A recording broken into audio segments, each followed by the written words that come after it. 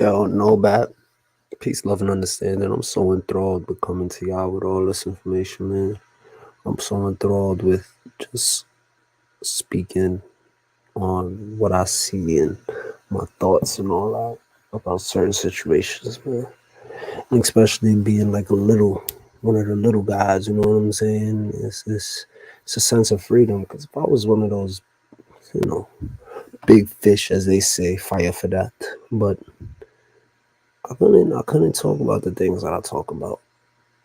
You know what I'm saying? Even now, like, of course, my channel could be taken away from me like they did last time, not giving back, no explanation, no nothing. It's all good, man. You know what I'm saying? I'm thankful for the platform. I'm grateful to my God. We just pushing how we supposed to push. So, peak game, right? I want to talk about Project BLueBEam, and I want to talk about the anti-Messiah agenda. And the information on these stuff isn't readily available. So this may be a long stream. We may have to, delve into other sources, but I'm gonna keep it light. I want to watch this right here. Why is Mr. Beast evil for curing blindness and filming it? Last night I got so drunk that I blacked out. Woke up to some bad chicks. Is Mr. Beast a disgusting, exploitive monster, or is he a hero? Both of those arguments have been flying around the internet for over a day now. And that's because over the weekend, he uploaded a video titled 1,000 Blind People See for the First Time, where we see him work with a surgeon to perform an operation on blind and partially blind people that would allow them to get their vision back. They can't see, but we have all the technology to fix it. Yep, half of all the blindness in the world is people who need a 10-minute surgery. But the thing is, a lot of these people just don't have access to it or the money for it, even though it's life-changing. With a number of people sharing their stories to Mr. Beast and his team, one person in the video. Now, I just recently heard about Mr. Beast. I just recently seen him throwing all this money around. I just recently have really caught wind, you know what I'm saying, of what he got going on. It's very selfless, if you would want to say that, you know what I'm saying? Especially with a name like Mr. Beast, of course you're gonna have fanatics that say, well, it sounds like the mark of the beast, oh God, da da da.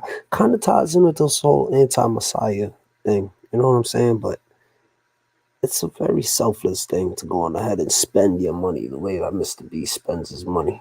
And I'm not sure if it's a play on the world stage or if it's just an individual with selfless characteristics. But yeah, just one of those things I picked up. Video saying blindness stopped them from working. Another saying he's never been able to drive a car, but this procedure changed all that. And of course, because it's Mr. Beast, he didn't just stop at the surgeries. He gave one guy a Tesla, others got money. What does this say? You just won $10,000. Here you go. Oh my God. Do you know, if I was blind, I don't think I'd be able to read. Maybe if I was able to read before, then went blind, then it's like, okay, I can read again, I can see again. Yeah, maybe that. So maybe that's the case. Listen, it's not impossible to have been blind, and then when you can see again, you're reading like, oh, it's not, I can read again. You know what I mean? So, You also see him take this. come on, man. Look at if I won $10,000, I don't think if I won $10,000 and I got my eyesight back, I think I'd have more of a jubilant reaction than What does this say? You just won $10,000. Here you go. Oh my gosh. Oh my gosh. You also see him take this international with people from other countries also getting help, and in total changing at least 1,000 lives. And largely the response to this video has been very, very positive. People saying it's heartwarming, it's amazing, but also others saying has been very, very positive.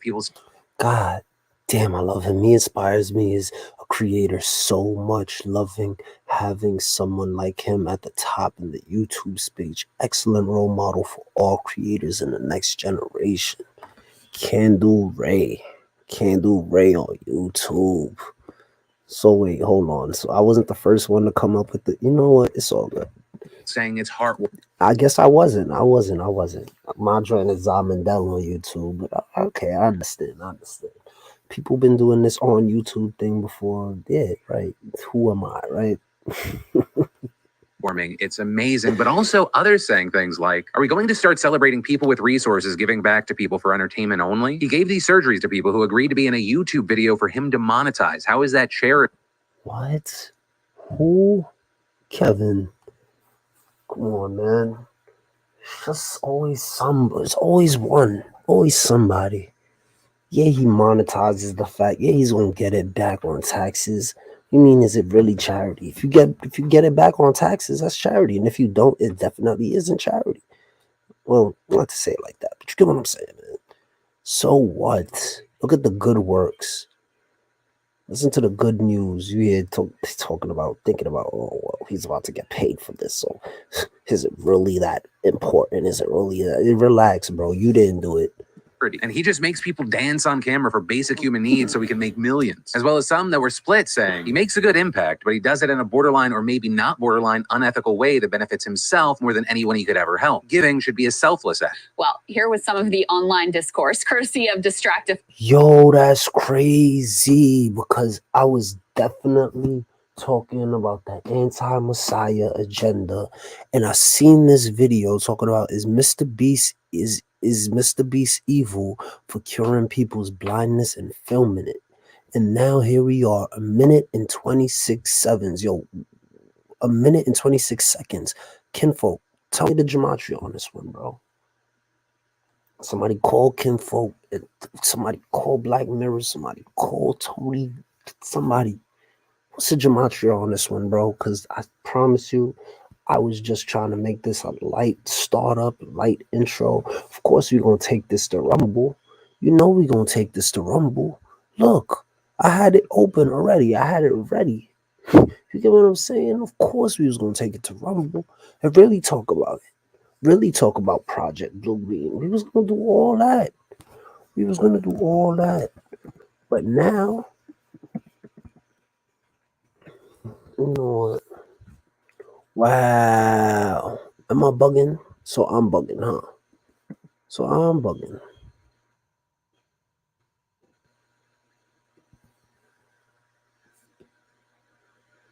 Project BLueBEam.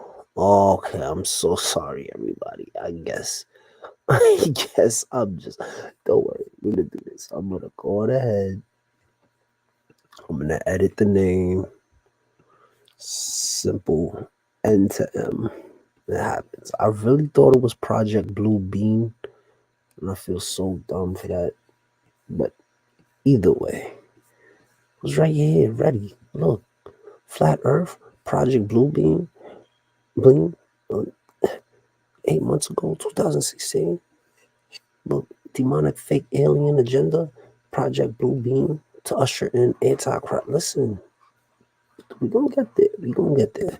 To give you a little bit of flavor of what people were saying. Quote, if Mr. Beast truly wanted to do something good and truly cares about disabled people, he would not monetize their suffering and make them tap dance on video just so he can slap it up on YouTube. I'm tired of having to perform gratitude for wealthy people just to stay alive. Where did he make them dance on camera though? Like, that's and how is he monetizing their suffering if he's actually monetizing their joy? Well, this homie right here, he wasn't really that joyous. Won $10,000 home, yeah, what do you do? But you get what I'm saying?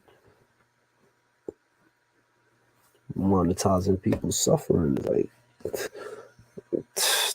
that's like going to the hood and saying, yo, what's your problems, and going to a third world country, yo, what could you use to help yourself out of this situation? And oh damn, well, this is just for educational purposes. Like, you know what I'm saying? This man actually went on there and help people, man. Listen, I ain't no fan, I ain't no supporter, nothing like that. I just see good acts, and I see Abba and Preach, they doing this video about how some people think he evil. I'm just trying to take in that information. I said, but Just the blatant hate is crazy. Others went even further. This person tweeted, "There is something so demonic about this, and I can't even articulate what it is." And they've got screenshots from the video. Sticking with the satanic theme here, this... What? There's something so demonic about it. What's demonic about the man trying to help people? Are you serious? I think God would pat him on the back like, yo, good on you, man. All right. This individual really went all in, tweeting, "He is literally the Antichrist." There's always some sick people. Okay, but we won't talk about this. So what do you think about people being mad about this? Okay. I'm gonna start from the beginning. I don't like when people film people giving to homeless people. You got a little.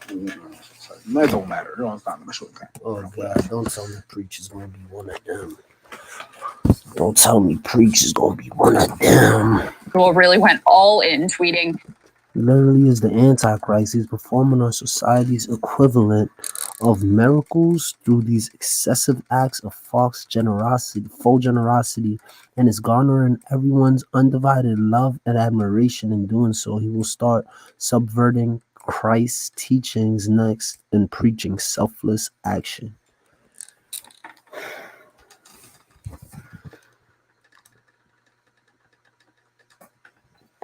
That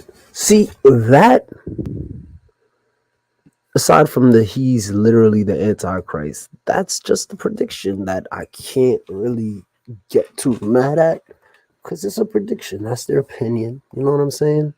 He is literally the Antichrist. Whoa, that's a reach. But the prediction of what he'll do next, I'll keep an eye out. "He is literally the Antichrist." There's always some sick people. Okay, but we won't talk about this. So what do you think about people being mad about this? Okay. I'm gonna start from the beginning. I don't like when people film people giving to homeless people. You got a little. Sheesh, I do. It inspires other people to be giving instead of just, you know what I'm saying? It inspires other people to be giving. If you don't like the fact that it brings traffic and it shows somebody, like if you don't know this person's character to be false, then why are you going to assume that his actions of generosity and his actions of selflessness would be false? I could understand if, like, you know what I'm saying? Like, even with Takashi, when he was going around, when he was going around giving people in these Caribbean countries or these, you know, Latin countries or whatever he was doing, he was giving out money. He was giving it to Spanish people, bro. He was giving it to his people. There's less reason to think he's doing this solely for media attention than there is him doing it for his people. You know what I'm trying to say?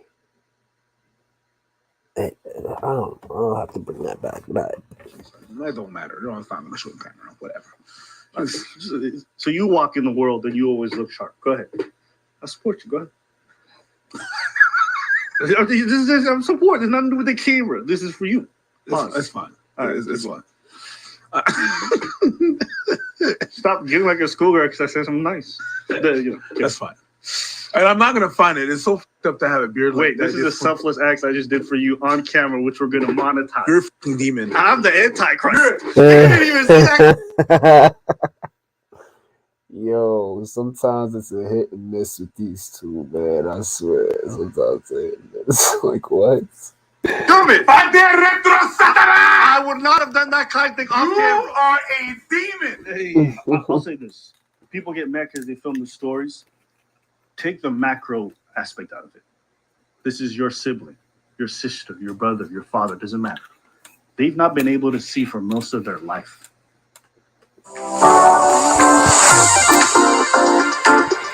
That's really a good way to put it. And they can't afford to fix it, and you can't afford to pay for it. And Mr. Beast comes by and he says, listen, I think I can help.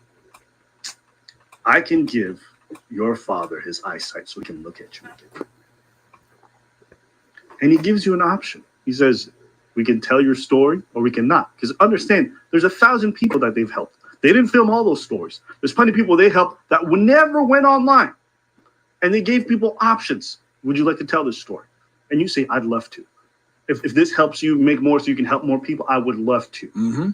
If this means that you raise awareness for the fact that most people are blind, not due to some genetic issue that can't be cured, but because of easily curable 10-minute procedures that we can't afford, I would love to. And all of a sudden, your father can now see again. They're bawling their eyes out because they're making eye contact and they really feel like they're being seen. The homie was not crying, but I hear the hypothetical. I'm just saying. He won $10,000 and just shrugged it off like, I was planning on dying tomorrow. I'm sorry. For the first time, that's what he's giving these people. And rather than having this kind of outrage for the systems that create these inequalities, you directed the individual who's greatly improving their lives and allowing families to be able to look at each other. Talk your shit. Talk your shit, Abba. What the fuck? Tell these people, because, look at Preach. Can't even look at the camera like, damn. Talking all that good shit. Yeah. There's not a day that I'm ever going to look at somebody doing something this positive and try to figure out their motives. Thank you. Look, Preach can't stand it. Look at his face. Look at this. He's tight. I got to screenshot this. He mad. What you mad for? What you mad for? Because people doing things. Because people doing good things for people. You don't like that, huh? My son Preach. I fucks with Preach. I bangs with Preach. You think it's a game. I really bangs with Preach. But, he got his ways. We all got our ways. We all got our ways. I don't even care. Let's say I'm the most uncharitable person. And I think Mr. Beast is a selfish piece of shit human being who's only doing this for the clicks. I don't give a fuck. That's how we. There is 1,000 people now that can see that couldn't see yesterday. Talk about it. And if he takes that money and wants to be more egotistical to save another 1,000, I will celebrate that too. I don't give a fuck what's in his heart or what his intention. Facts. He could have been out there buying diamond chains, cars, yachts, taking trips to San Tropez. And he could have been recording that for monetization. Huh? The man went on ahead and paid 1,000 people's medical bills. And y'all trying to call him the Antichrist. Shame. People that couldn't see can now see. That's the way to be egotistical. Do you understand? Close your fucking eyes. Now that's your rest of your life. Someone can change that. I will never sit here and get mad at him for that. That's because we spend too much time in our society celebrating niggas with guns shooting each other, celebrating people who are getting violent in the ring or doing all kinds of crazy stuff. That's you, Abba. That's you. Preach right now.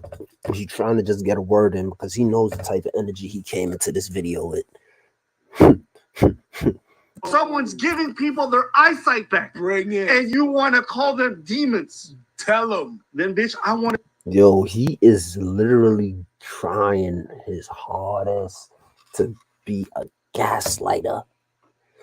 He's like one of those people who go to church and when the pastor says something, he rolls his eyes and says, hallelujah, right? Amen.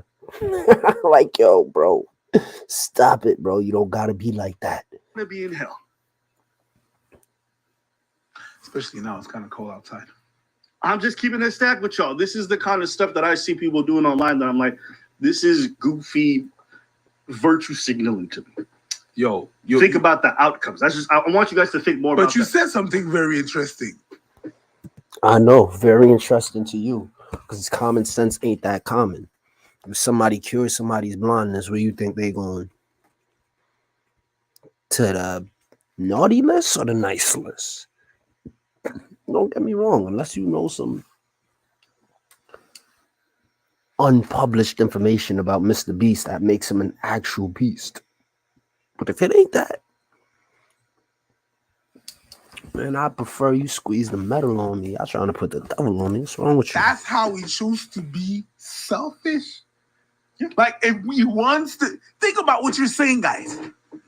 His way of being selfish Like he loves clicks so much that he's gonna be selfish and help 1,000 people. I think the word selfish has such a negative connotation because I think the way that people employ it is like there's an extreme interest in oneself. I think most actions, if you take it at the literal definition, have some self-interest involved. Man, King. When you do something good for other people, you partially do it because it feels good, because you're rewarded, because you're strengthening bonds, because you're helping others. Yeah, you're doing it for them. But there's also a part of you that's rewarded for that. That's not even a bad thing. Hey. This is literally our biology, all right, and our social skills being programmed into us to encourage us and incentivize us to do good things. The same thing with our families and helping them. Like it does give us a rewarding feeling. And it's okay. You don't have to feel guilty about that. It's not a bad thing. This is our social engineering over hundreds of decades, encouraging us to create communities. That's it right there. Whether you're giving people tax write-offs so they can donate more, whether you are telling people you're a great job and I really appreciate it, and you're making them feel good when they do. Bro, that's facts too. Nah, that's facts too. That's facts too. When people be on some type of time when it's like, you're doing something nice for me. What's your ulterior motive? What da da da? That's facts. That should be really hurt people in that aspect. That's how I look at it. 'Cause big facts. I don't even want to delve too much in there, but that's fine. Do something good. Whatever the fuck it is, encourage people to do good.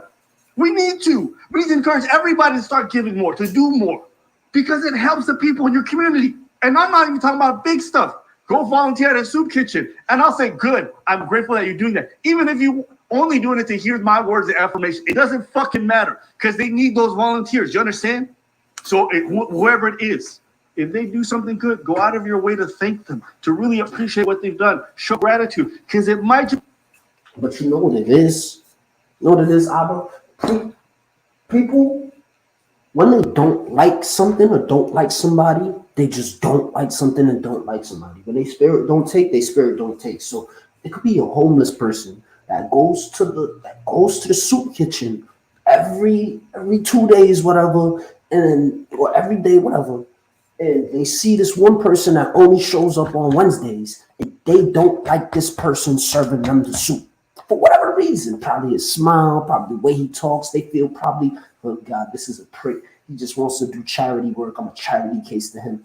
There's nothing you could tell that motherfucker that makes him feel that this person who got out of their bed to drive to that soup kitchen, put on an apron, and stand behind the counter and serve your ungrateful ass. They don't care about none of that. All they care about is, I don't like this nigga. I'm trying to tell you. So I hear that to the max. Yeah, people are crazy, bro. People be crazy. Just be the extra boost that they need to do more good for other people. And guess what? You're creating a chain reaction. So let's get out of trying to read people's intentions to try to make people perfect angels that don't exist, who are Mother Teresa, right? And let's just encourage people when they do something good. That's all. I'm not a fan of people giving to the homeless. Listen, I already know what type of time preachers on, bro. And you're wrong, bro. You're wrong. Somebody wants to give to the homeless people on camera, let them do it because it inspires the next person to be given. You just trying to see the other side of the coin that's nefarious. Stop worrying about people's pockets, bro. If somebody wants to get rich and they got an idea, let them do that idea. And if other people need to be participants in that idea, who the hell are you? Especially, I fucks with you, preach. I fucks with you, bro. But I already see the energy on with this topic. And I'm not with it, bro. I'm not with it at all. If somebody wants to go on ahead and do good works on camera for other people to see, whether it's for their adulation, whether it's for inspiration or motivation, bro, whatever it is, you not seeing the bigger picture. When somebody gives a homeless person $10,000 on camera, fuck the camera. A homeless person got $10,000 and another opportunity at life. You just trying to find, well, you need to stop, bro. You need to stop. But hey, who am I? I'm just a guy. I don't know. You don't need to do shit. I'm just saying. People like a $20 and you're like, camera in the face. It's fucked up. And I think it's a different thing than what Mr. Beast does, just because you're filming misery. All right, these people are not necessarily miserable, but like I feel like sometimes they don't get asked, those homeless people, if they want to be on cam. You just happen he arrive here with your cam and you give that shit I hate. You hate that for? I'm about to give this man $100. I want the world to see I got money. Hello? And I want the world to see what I do with my money. I could have went on ahead and took that camera to Icebox. Like y'all, you're watchy. You're flocky. Sheesh. Like ask people if you want to film them and stuff like that. In the case of Mr. Beef, Mr. Beef. Now that he came out with them burgers, I might start calling him Mr. Beef. Hey, pause. Mr. Beef sounds like a good porn name. Yeah. You found out this nigga is hung? Yeah, and when hey, Mr. What? I think I may just have to side with Abel on this one. I mean, sorry, I think I may just have to side with Preacher on this one. Abel, what are you talking about? What are you chatting about, sir? Why would you want to find out? You know what? Beef went to Mr. Beef. Yeah, and then when he comes, he goes, beefcake. What? Because he is the icing on the cake. Anyways, let's go. Sorry. Who used to call dicks beefcakes? I think it was Jocelyn. But she was talking about Stevie J. Cut you off. My bad. Yeah, so I don't like when they do that. Now, in this case, with Mr. Beast himself, he gets people on there. He asks them to be like, there's consent to be there, and he heals them. And yeah, bro, if y'all don't think there's a bunch of paperwork, of course y'all know this. But for anybody that happens upon this video, I want y'all to also understand that there's a bunch of paperwork these thousands of people had to sign. In my opinion, I don't know for a fact, but I would think that if anything with these surgeries went wrong, Mr. Beast would be liable. So he would have to go on ahead and say, yo, listen, this contract right here, you're going to be online. I have millions of subscribers. They're all going to see this story. They're all going to know you used to be blind and you can see now. So if you had a scam cooking up, just stop it right now. Here, I'll even give you $10,000 for your pain and suffering because I know you was probably making some money off of this. But I'm going to make sure you see again as well. You know what I'm saying? Like, come on, bro. Like, man, listen. All this walking is hurting my feet. Reason why he's able to do that to so many people is because people are watching his video. So it goes back. So he created a separate channel called Mr. Beast Philanthropy, right? So he did a separate thing to be able to help people and give back. Because at some point you get so much out of you, and you cover your basic needs, you want to give back. I respect that. If I ever got to a point where I could just cover my basic needs, but see, I follow certain principles, so it's like it really wouldn't be. It would be from the heart, but you gotta understand, from the heart is still like I don't believe in karma. I just believe in basic, certain principles where it's like, yo, if you have excess, you should be able to give away, bro. Like there's people out here who hoard that. So don't be that. You know what I mean? But it's not out of like, oh my God, I have so much and the people are hurting. I just want to help the people. To be honest, I'm not that guy. If I do it, I do it. If I don't, I don't. Maybe, I don't know. It's either two things, okay? When you stack up a lot of money, it's either you buy stupid shit or you give back. It's really the two avenues that you have. So he decided to create another, like a separate channel to give back to people. And whenever he does that, in the process that he does that, of course, he's going to make a video out of it to make more profit, to be able to give back to other people. So it's like if those people that cannot give back to other people are actually with those videos helping give back to other people. I don't know if you understand what I'm saying, right? I do. It's like paying it forward. I definitely get it. And that's a great way to put it. And again, I may have to go on preacher's side of this one. That's a great way to put it.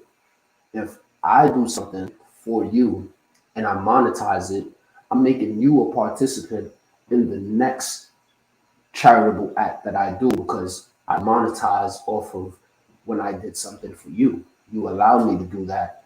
And now I have the means to go on ahead and help somebody else. You're a part of that. So it's like paying it forward. I get it. Give to the next person. So Mr. Beast helped me, I help Mr. Beast. Mr. Beast helps some other person. So I don't think it's that bad, and I really don't think it is the. It's not bad at all. Money have to make. You mean? Same thing as people just arriving in front of. What it would be bad is if once them cameras cut off, he says, "Yo, to be real though, I really wasn't giving you that 10,000. You could take 1,000 out of it, but I do need the rest of that money. That was just for the video." That would be wrong. That would be deceptive. That would be disingenuous. That would be wrong. But if he's really out here giving people money and just putting it on camera, ain't nothing wrong with that. I just want to make sure I record it so this dude don't go out there trying to flex like, yeah, I'm a self-made. No, bro, I gave you that. I gave you your start. Straight like that. Homeless people not care because when you arrive to go homeless people and you don't have them permission, you do not care about their situation and who they are. It's not the same level. Yeah, but I'm helping you, so shut the fuck up. And you don't have the right to say yes or no. These people have the right to say yes or no. You know what I mean? So yeah, I can understand the feeling when people say that he is using those people, but you hear all those people say, well, it only takes $2 billion to solve world hunger, and people don't do it. And people don't do it. They don't do anything. Elon Musk, you hear all sorts of things about people with a lot of money, that they don't do nothing with their money. And then you see someone that does actually something good with his money.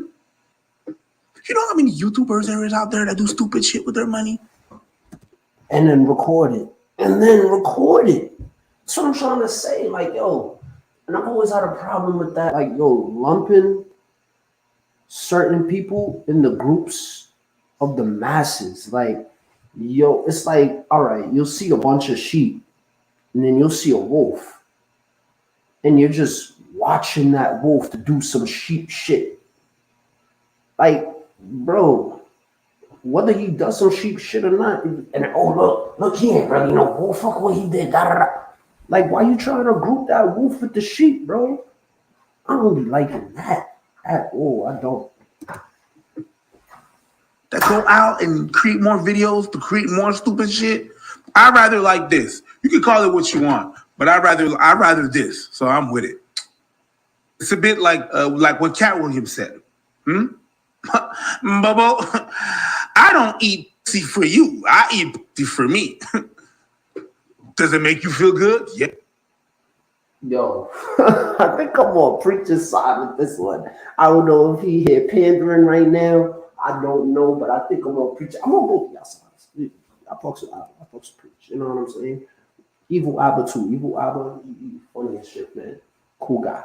But what I'm trying to say is,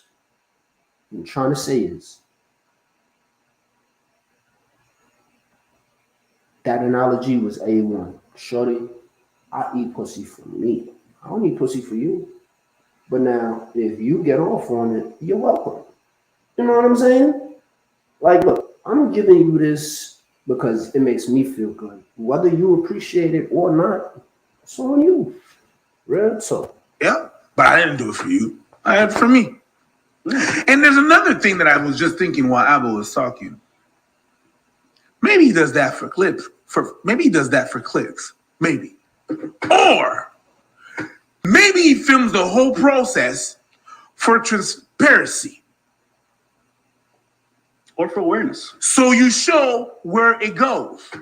So you show where the money is taken and where it goes and how the process was. So you don't think it's a sham to get more clicks, actually. No, like a lot of things that happen and a lot of other fundraisings that happen that we. Sheesh, you see the cash app. You see, if you don't see the cash app, it's Zamindel on YouTube. the StreamYard Zamindel is probably in the way and all that, but the Zamindel on YouTube, you know I'm doing this for clicks, you know I'm doing this for money, you know I'm doing this to spread the news too, man. Listen, call me what you want to call me, man. This stream right here, hopefully you don't get too drawn out, but we gonna talk. And I hope I get what I want to get out. You know what I'm saying? And I hope whoever receives it receives it. Didn't know where the money is going. That's the proof that people are being like busy. You know, they're being freed for the shackle from their shackles of blindness. You know what I mean? You can actually see the work, where it goes, what it takes, and it brings awareness to what this thing is. It's really simple. You just need this. Boom. That's it. Maybe it's just awareness and transparency. I don't believe. I don't know. I don't believe half the people who have an issue with this really care about the issue. I think when someone's popular and they're doing the good thing, They trying to find people want to see the demons in them. That's a fact. That's a fact. And to just bounce off of that, bro, a lot of times people don't like rocking with. It's just like the soup kitchen analogy, bro. Sometimes people just don't like rocking with somebody once they just don't like them. And then when you have so many eyes on you, there's more ratio of people who will not like you, just like there's more ratio of people who will like you, because you just get put in more of a publicized view. And now people have to see you, and their brains have to comprehend what they're seeing, so they're going to develop their opinion of you. You know what I'm saying? It's almost, in this sinful world, it's almost our nature. Why? Because they become very uncomfortable with the thought of someone being really good in that sense, because it reflects their own negative impressions about themselves. Or it shines a light on what little that they're doing. But you don't have to be insecure. It's not because someone else is shining bright that there's something that you have to be feeling terrible about. Their light doesn't have to dim yours. That's a fact, bro. The sun and the moon shine differently.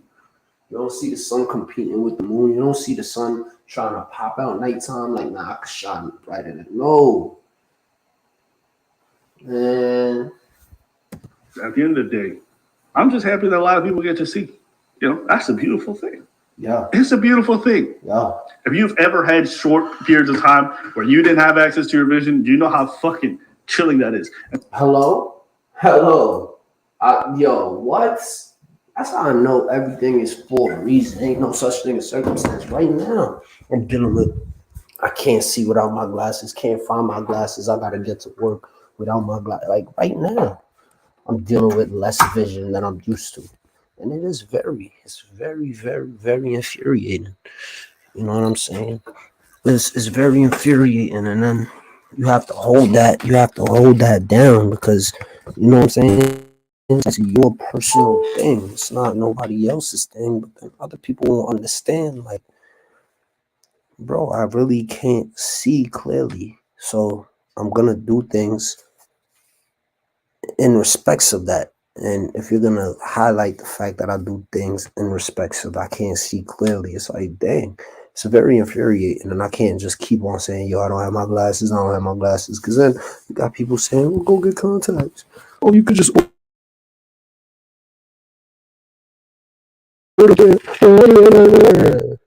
It's messed up, man. Thanks.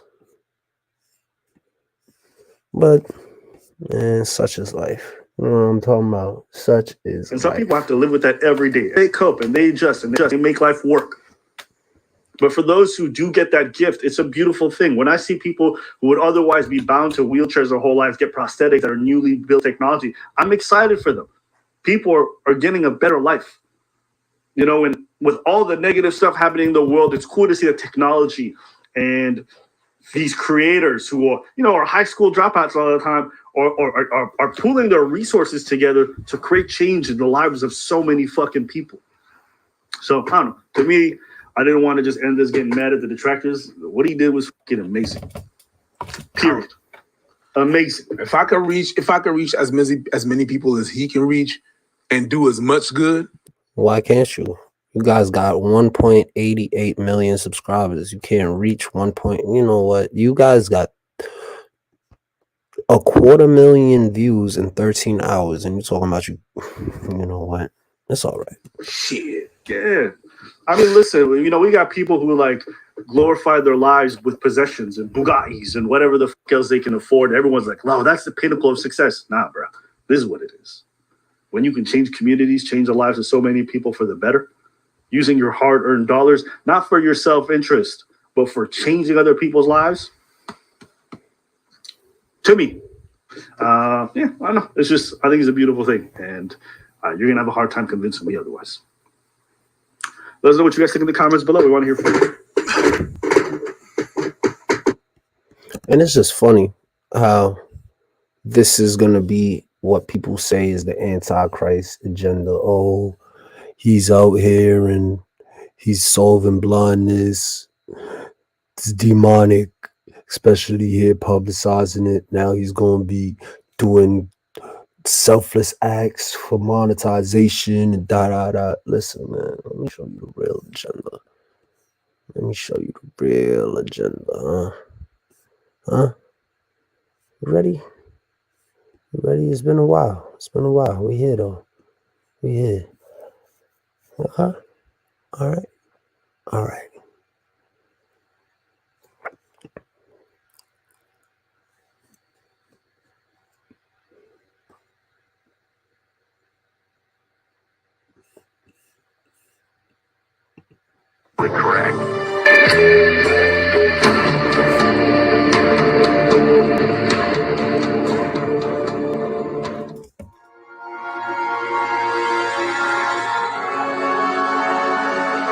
The disclosure.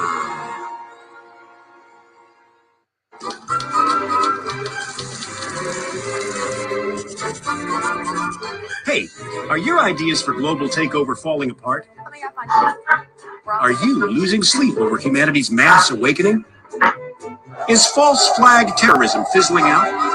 Global warming gone cold on you? Do you want those global warming deniers to just go away? Are all your phony economic crises being exposed?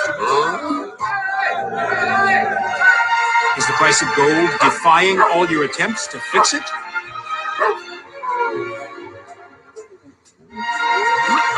Isn't killing the Gulf of Mexico and poisoning millions of people reducing the population fast enough for you?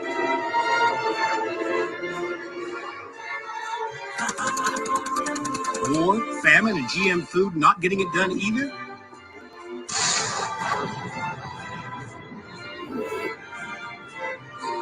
No? Well, don't give up. Get disclosure.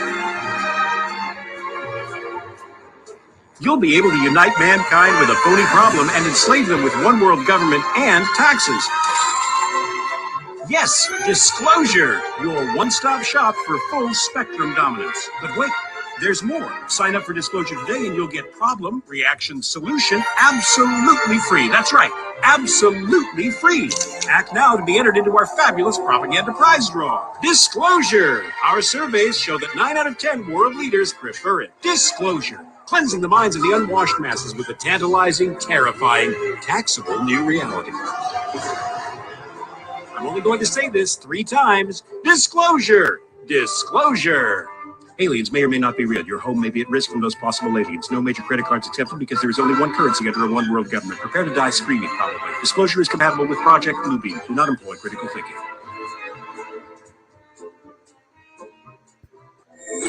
Greetings, citizens of Earth.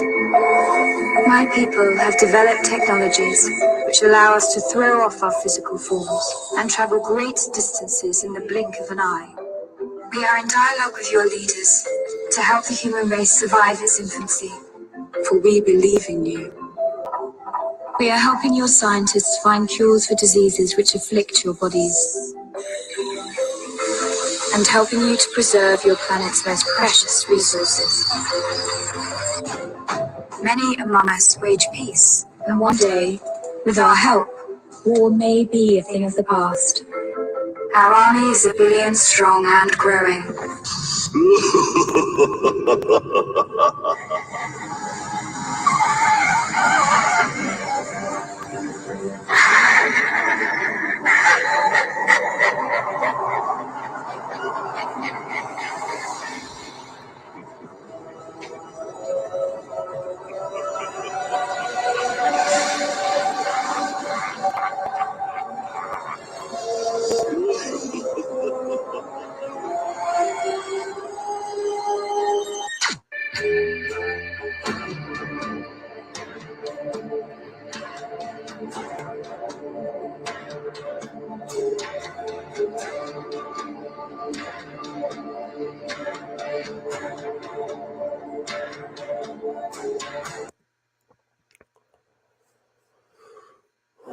that the meanings of the basic doctrines of all the world's major religions are wrong. The falsification will be used to make the population believe that all religious doctrines have been misunderstood and misinterpreted.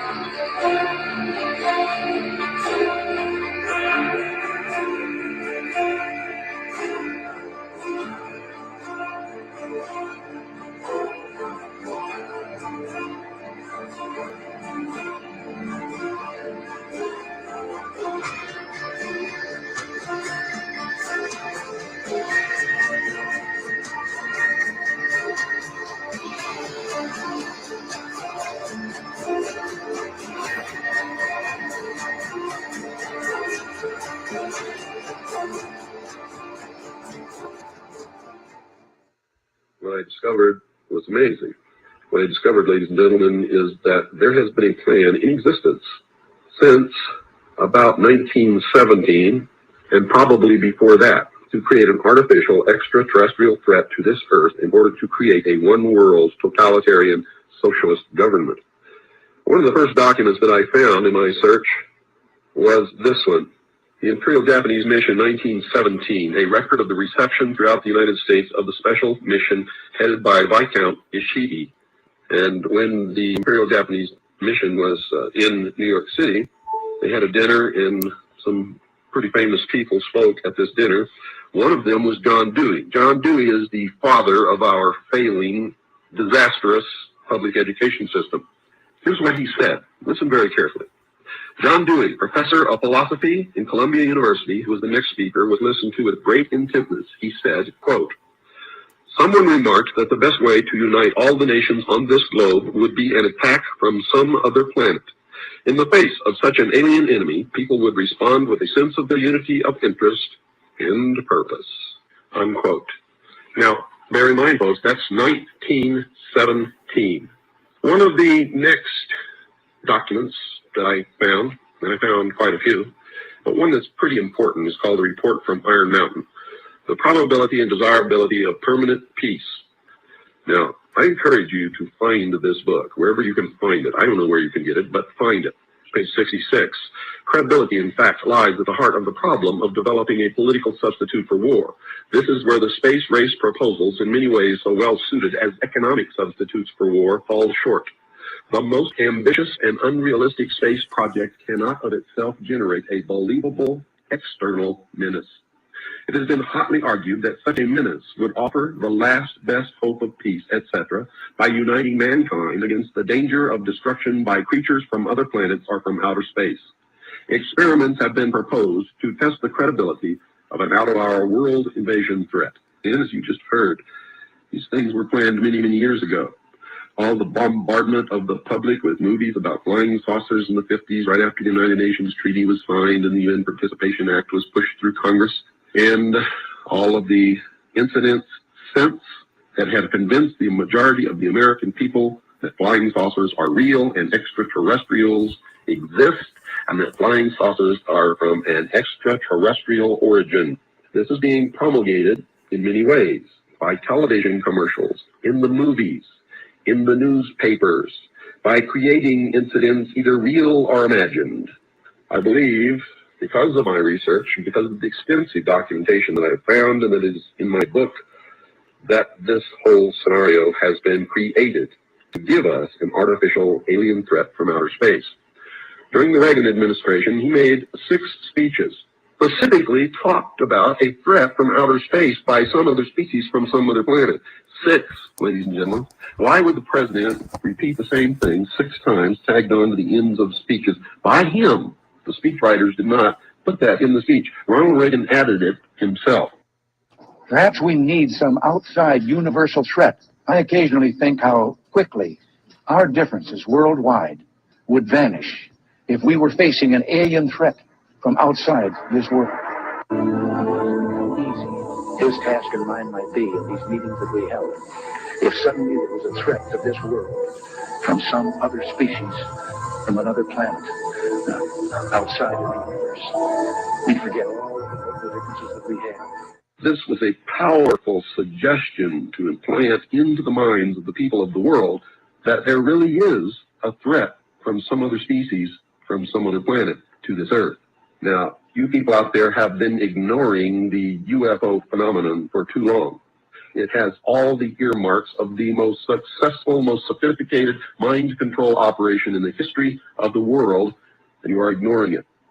What better way to implement a plan to bring about a one world government than to create the possibility in the minds of the people of the world that we are being threatened from some other species, from some other planet, and do it in a way that if anybody questions it or challenged it or wants to talk about it publicly, that they are ridiculed.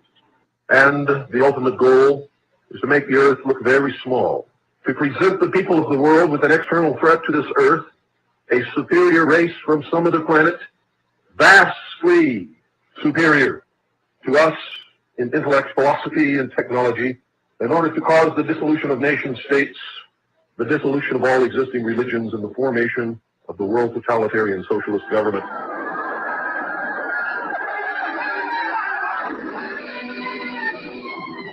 What was needed were certain cover stories. What do you do when people are spotting aircraft and then telling reporters that they've seen something very unusual flying out of an airbase in Nevada?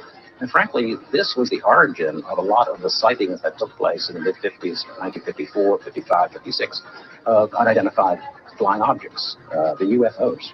So the CIA was involved in encouraging people to believe that, yes, they saw UFOs, and the CIA and the military tried to be very helpful to reporters to get these stories out, to divert the attention of the country, and particularly the people in this region, about what they had actually seen.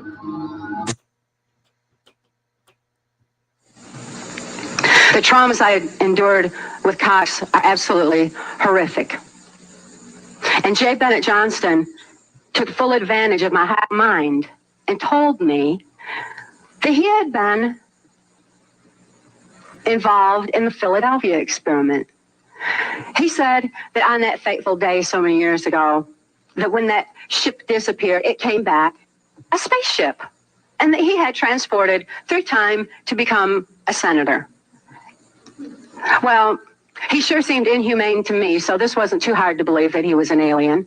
And when he showed me in 1977, when he showed me the top secret stealth fighter, it looked like a spaceship to me. I mean, here was this triangular ship that nobody knew about at that time. It had been kept top secret. And he was using mind control illusions and manipulation of my mind to believe that he was an alien so that I would feel totally helpless and carry out exactly what it was that he told me to do. Now, I'm not going to say that from my limited perspective under mind control, and even now that I've been studying so much else, that I know everything about aliens and that they're all people and they're all illusions like J. Bennett Johnston. I don't know. But I am saying that there was a deliberate, orchestrated effort to manipulate my mind to believe that my abusers were aliens, to confuse fantasy with reality, so that I would feel exactly what I was told to do.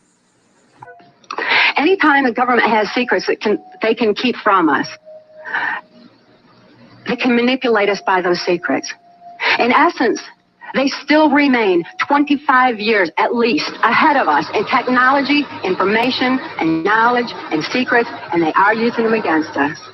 I heard over the years many times over that the plan to usher in the New World Order would be to make all the people in this country and around the world feel totally helpless to prevent the New World Order from occurring, this world dominance plan, by saying that we had been invaded by aliens, so that we would say, oh, please, UN, come in and help us all. So bear in mind that there is a plan, orchestration, to get people to be submissive, through the secret technology and information that they're keeping from you under the blanket of a so-called National Security Act that's threatening the security of our nation. It didn't take much for the CIA to spin the extraterrestrial story into the hearts and minds of the American public. And once it was there, all manner of experimental technology could, if it was spotted, be put down to the UFO phenomenon. But there are some cases that I just can't explain. We are building, all my UFO friends, I need to shake them because they're so, frankly, they're extremely naive, Alex. They really believe we're building toward disclosure. I believe we're building toward a mass, carefully manufactured fake event where ETs, who are really human, who are really part of this secret clique, who are probably Nazis, who developed and perfected their technology from World War II. Did the Nazis build successful saucer prototypes? Did the U.S. government and other nations develop them in secret? Are all of these things human-engineered craft? So if you don't want to be panicked and stampeded by this phony threat from space, then you'll study the UFO issue and you'll find out the truth about the issue. And then when they say, oh no, there really are aliens and they're coming to eat you, you have to give up all the rest of your liberty so we can protect you, you can say, nah, I don't think so.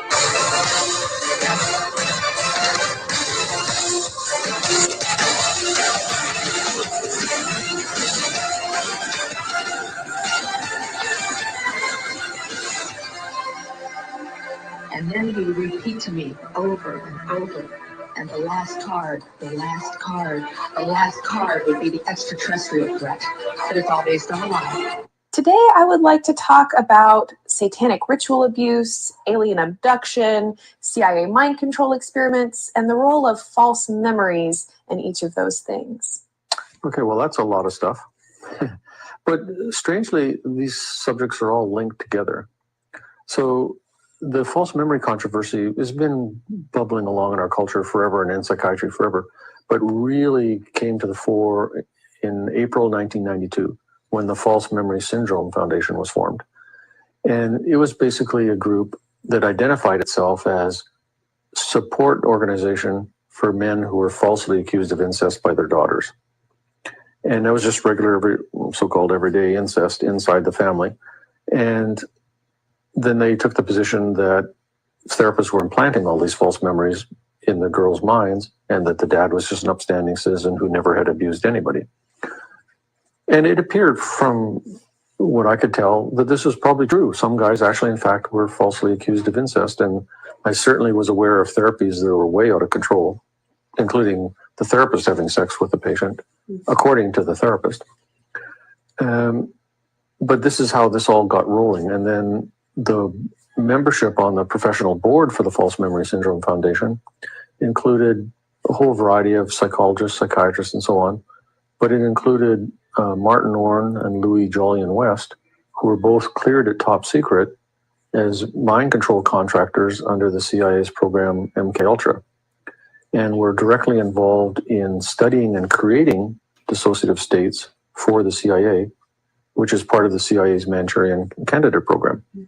And in the CIA mind control documents, it describes all this in detail.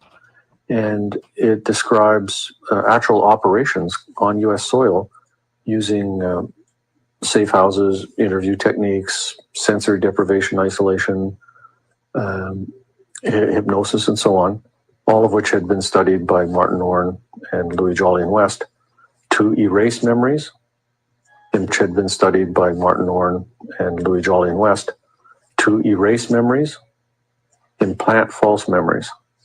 The peculiar thing is that in parallel, there's a whole group of people who have organizations and conferences and journals who believe that they've been abducted by aliens. Mm-hmm. And the way they present basically is they have a period of missing time, flashbacks, nightmares, dreams, post-traumatic stress symptoms, but they're not sure what happened, which is exactly how people with multiple personality present. They remember some stuff that happened, but there's other stuff they don't remember, but they're kind of having flashbacks, and they have periods of missing time. They don't remember, but they're kind of having flashbacks, and they have periods of missing time, and they would like to know what happened during the missing time.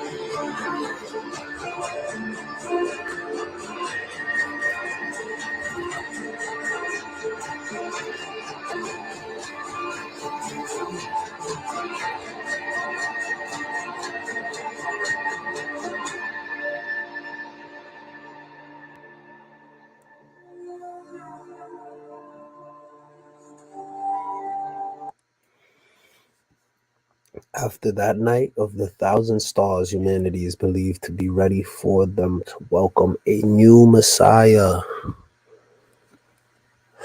It's all tied in. All of it's tied in. I know I'm type sleepy right now, whatever. Call it what you want. It's all tied in, bro.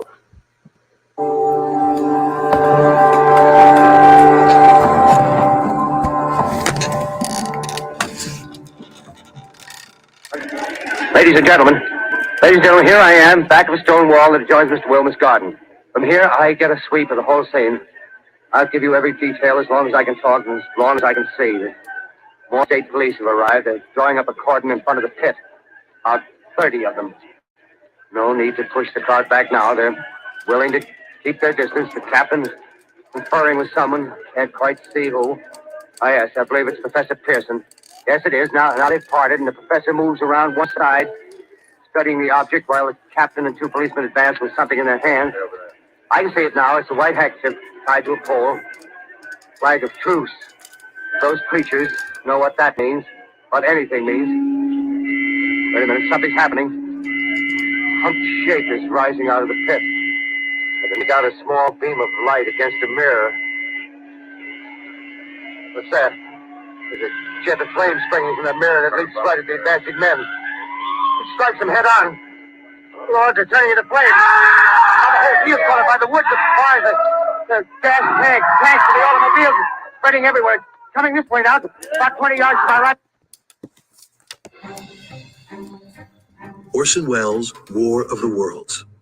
Never before had a radio broadcast provoked such outrage or such chaos.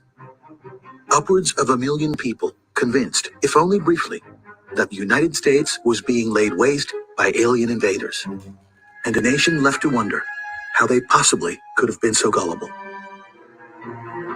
Brilliantly directed by Welles, The War of the Worlds would become in the end the most famous radio program in history, known forever after as the Panic Broadcast.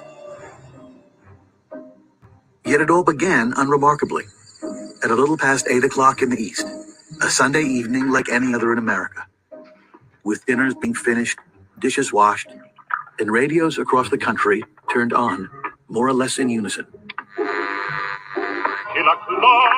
From the broadcasting system and station present Orson Welles and the Mercury Theater on the air in The War of the Worlds by H.G. Wells. It was October 30th, the eve of Halloween, a night known variously as Mischief Night, Devil's Night, Hell Night, a night that for some 200 years had unleashed all manner of trickery on the unsuspecting. On this night, in 1938, it would also unleash the pent-up anxieties of a nation.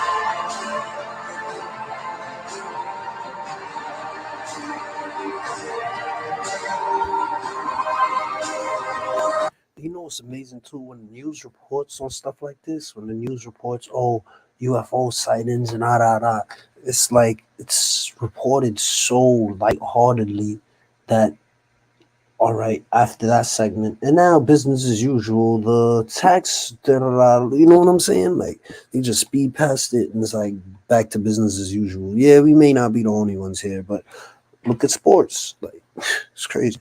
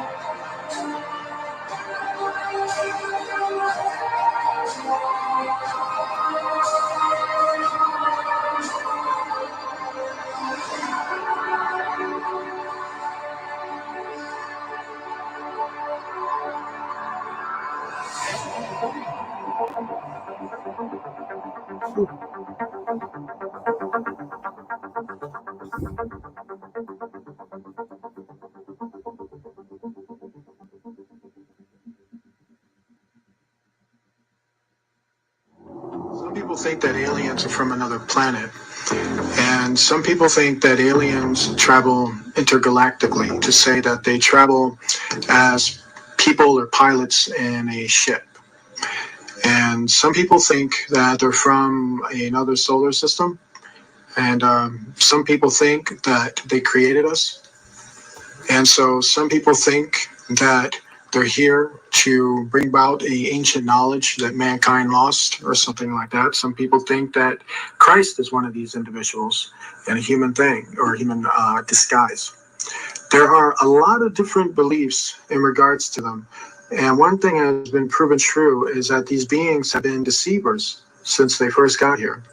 And every time they told a ruler or a person that they came from a planet or they came from a society and that they were created under a different God than we would know, it has often been shown to be a lie. They seem to also change the story of their origin, and history has shown that over and over again. And what I mean by that is to say many times when people thought that they were on another planet, turned out that under hypnotic trance, through hallucinations called either holographic images, they were meant to think they were on another planet. Some of them have literally woken up in the midst of having this technology operated on, and they realized that they were actually in a laboratory room. And unfortunately, when they realized they were in a laboratory room, they realized that there were human beings in that room, and there were actual, real Nephilim beings in that room. They realized that they were not on a planet, but they realized that they were somewhere on Earth, and they were in a secret place where they were being experimented on. Some of them are actually using ships, real technological ships, to kidnap people. That does not qualify them as coming from another planet, as the way they would define it. So let's understand a little bit more evidence on that. Let's go back to the intergalactic thing, okay? If they're from an intergalactic world, let's say they're from 9 solar systems away from us, and they were from a technological world that is 9 solar systems away from us, that world would be far more present than non-existent as we're in that state now. Meaning the traffic would be so heavy that you would see it, and you would clearly see it all the time. Interesting thing about space is that the solar system that we live in is actually called clean space, meaning there aren't really a whole lot of debris and gases and things in our solar system. It's very clean. But the solar systems that are around us are filled with very dangerous gases, and they're filled with strange anomalies, weird type of rocks. And basically what I'm saying is, for the kind of technology to travel warp speed at such a speed and power that it would probably kill them before they even got here, the gases would definitely ignite with nuclear energy sources. This is why deep interstellar travel is not possible, because the more and more further you go out into space, the more and more dangerous it becomes to travel. So if there was intergalactic activity going on, where people are actually blasting themselves from that solar system over to here, the traffic and the accidents and the explosions from these accidents would be so magnificent that they would be seen from Earth. And so we don't see anything like that. Not anything like that at all. And let's say they manage to get through the gases and the rock formations and everything else. Let's say they develop some type of technology where they could actually do that. Still, what you don't factor in is that you will see them coming before they even got here. And the whole world would actually see them coming before they even got here. You don't see that. So that debunks any theory that they are intergalactic. Also, if they created us, then who created them? You got to recognize that the universe is far bigger than an alien, as they want to call it. And these aliens do not have appropriate explanations for these things. They ignore these questions. At this stage, the rocket was traveling between 11 and 14,000 miles per hour when a saucer-shaped craft entered the frame. It flew into the frame like this. It shot a beam of light at the warhead. Now, remember, all this at the point at several thousand miles an hour. So this thing fires a beam of light at the warhead, hits it, fires another beam of light, and then flies out the way it came in. And the warhead tumbles out of space. In many incidences where these beings have been confronted, Jesus Christ has often been asked of them. And you know, they actually say that he's real. They can't even deny him. You ever wondered why? Now, from their behavior of disappearing and reappearing, that's not the behavior of an intergalactic entity. Because you are an intergalactic entity. You are actually in a galaxy. And if you were to go to another planet, let's say Mars, they would see you coming because you're in a ship. You would actually try to communicate with the rulers. You would communicate with the people. They would see you coming down from your ship in a normal intergalactic travel way. Have you ever seen these entities do that? Absolutely not. They just seem to appear out of nowhere. And they always want to have very secret meetings. And they're very good at hiding from the people. Have you ever wondered why? When these entities have been under investigation, when we watch them come in and out of our world, you've watched them literally open a portal in the sky and go into it, and then come out of the same portal. This spiral portal has also been shown that it can be created in satanic occults. There are people who practice magic that we would probably know now as Kabbalah, but had other names before that, where they can open up the same portals. And not open up the same portals, but they can call up entities that look exactly like aliens. But yet, they don't call them aliens. They call them evil spirits. And they say that Christians would call them demons.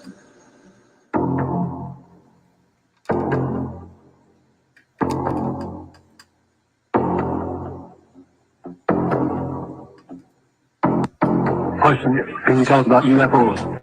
My sister, before my wife came around, used to be leader of the state of Ohio, the high priestess there, of the whole state. And her little pastime was calling up, supposedly filling the sky with UFOs and watching everybody's excitement. And some of the most outstanding sightings were in the early 70s in Ohio. And she used to laugh about it because she'd be standing in a circle out in the field somewhere calling up demons. And that's all they were angels of light playing games in the sky. Remember, a demon, get the little spooky picture. They're a fallen angel, an unclean spirit. They can assume any form or go into anything, but they can assume forms, including space-in or solid objects like flying saucers or so on. That's why when they appear on the radar scope and the jet gets up there, they vanish up in front of the palisade, because they're nothing but a spirit. Because they're nothing but a spirit. Because they're nothing but a spirit. Okay, so what we have here with certain fallen angels is that they have the ability to transform, And a lot of that was exploited in the Transformers series movies. And so what they did was they based that off of something that was real. And so what we have with fallen angels is not what people think. It's not the touched by an angel version with these guys. These beings are spiritual beings with incredible powers. And one of those powers entails that as we would create objects and as we would form these objects through resources and through the materials and the powers that we have, their powers is that they can transform themselves into objects. And so we're talking objects that look like space-age vehicles and planes. We're talking about objects that basically look like other entities. They can transform into a creature. They can transform into a ship. They can transform to even look like the implements that we have. They can literally transform themselves to disguise themselves as a car, as a plane, and as a lot of different type of objects. There's really nothing they can really do in terms of transforming. We do know that when it comes to the fallen angels, they don't have as much power as they normally would in terms of their transforming abilities. A lot of them like to transform into basically UFOs, basically planes, basically other looking creatures. And sometimes it gets sporadic. Sometimes they kind of, from a lot of the transforming and using the powers that they use in our dimension, and it kind of weighs heavy on them. They can't always maintain it. They can't always maintain the form or the shapes that they take, and sometimes they go a little crazy in the atmosphere, and then sometimes it's caught on camera where they're just like morphing into like a UFO and then a dragon and then other types of forms of spiritual reptilian looking helixes, if you will, combinations of different forms. For instance, you'll see some transforming from a UFO into a dragon-looking creature and then back again, and then it disappears and then comes back again. And when it's doing that, what's happening at that moment is that it's freaking out, because it can't maintain its form in our dimension, and they don't want to go back to the other dimension they just came from. So they try to struggle with it. And sometimes when they come into our dimension, they're pretty set in their form or their shape, and they're able to maintain it for probably long periods of time before they end up dissipating, and then another group comes in. And so there is a weakness to them, but we don't have the weapons to really combat them, to tell you the truth. I mean, fighting them is like throwing sticks at them. It's not going to work. You can throw a nuclear warhead at them, and that's not going to work. You can shoot bullets at them, and that's not going to work. Fallen angels have more power than people think. They're more creative in their deception than people think. Fallen angels like to pretend to be aliens.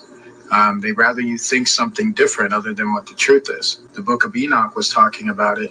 It very much confirmed that there was a time when these beings lived on Earth, and they came from a dimensional world, and they actually came, through portals, basically. Enoch saw them coming from another world, literally another world beyond our world, and that has nothing to do with the solar system or the galaxy or how we would know the universe. This universe of theirs is behind our universe, and they can open up doors, spiritual doors, basically portals that have spiral shapes, and they resemble 666 shapes, and they basically come through the portals. And when they do, they tell people they're aliens, or they tell people they're gods, or they tell people that they came from Jupiter or from Mars, and they tell people they're going to solve all their problems. And then when people deal with them, and this is our rulers, by the way, our rulers make deals with them, and even if it involves hurting us, they'll make those deals with them. The globalists don't believe in Satanism. They believe they're contacting interdimensional aliens through the drug use and through the electronic interface, and they believe, and actually write about, Ray Kurzweil, all of them, that they're going to merge with the machines, blast off into hyperdimensional space. And that's why they're so crazy. That's why they want to get rid of us. That's why they're smiling and giddy and acting so nuts, because they believe, if you're a psychiatrist and are hearing this, understand, whether it's real or not, they believe they are in contact with these entities and are being directed by them. That's why they're so evil. And the entities are telling them eternal life, total power, total control, everything you could ever want. Just kill everyone. Okay, so what we had that occurred in Enoch's time was that there were rulers that were on that earth, powerful rulers who were worshiping evil spirits. These evil spirits told these rulers that they came from another planet and that they were going to solve their problems for them, and that there was more God than just the one true God. And so they believed in that for like hundreds of years for a while. What happened is that over time, all these rulers were worshiping and not taking warning from the other sons of God. Those entities backstabbed them. And what happened is that the more and more the rulers worshipped them and the more they got control over what they did, it allowed those entities to enter further and further into our world to the point where they received enough energy and enough permission from these rulers to literally enter our stratosphere. And when they entered our stratosphere, they came in full invasion force. The book of Revelation tells us that's going to happen again. We are living in the stage where the beginning of that is already happening. La sentencia muestra una sorpresa adicional que provocó que expertos aseguraran que el accidente se produjo luego que un ovni o un misil rozara levemente contra una de las alas del barco. En esta imagen se aprecia como un objeto alargado pasa por debajo de la aeronave en dirección contraria y a una velocidad similar, lo cual, según los expertos, pudo haber causado una alteración de la carga aerodinámica que provocó que los pilotos perdieran el control. Aunque algunos expertos aseguran que se trata de un misil. En esta otra imagen, cuando ya el avión viene en franca picada, otro objeto similar para cerca tuyo, en la misma dirección y con la misma velocidad del primero, aumentando el misterio. What are you going to talk about? A fraud? No, it wasn't a fraud, but I'll be glad to talk to you if you shut up and let me talk.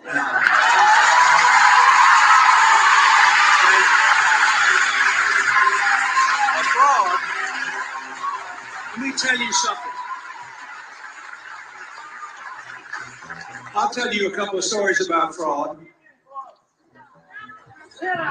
The Bohemian Club. Did you say the Bohemian Club? That's where all those rich Republicans. Listen, I am a happy member of the Bohemian Grove. I like the folks who come there, and it's really inappropriate for me to talk about the group beyond that. Thank you. Have you been there for the ceremony with the cremation of care? Frankly, I don't think that's something I need to talk to you about.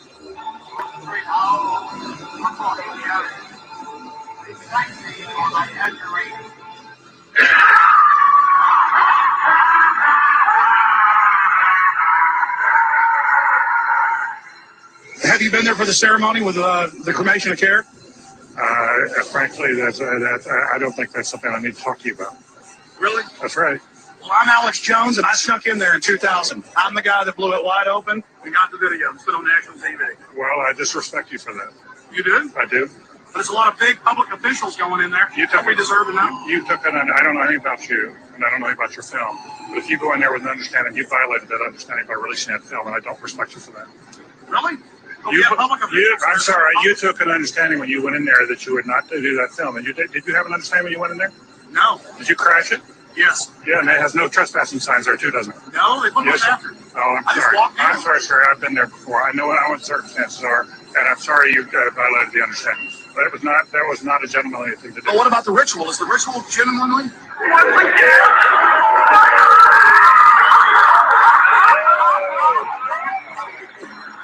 Sir, everything. I don't owe you this comment. This is what's called ambush journalism, and I disrespect you for that as well. So thank you and goodbye. That's none of your damn business. Oh.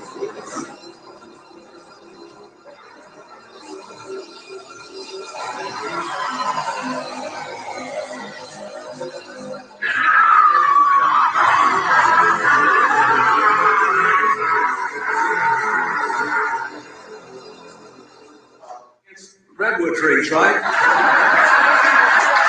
I've never been to the Bohemian Club, but you ought to go. It'd be good for you. Get some fresh air.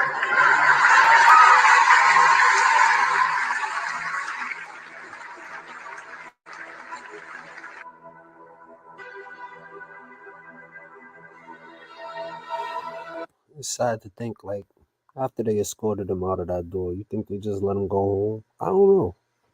I'm just saying, man.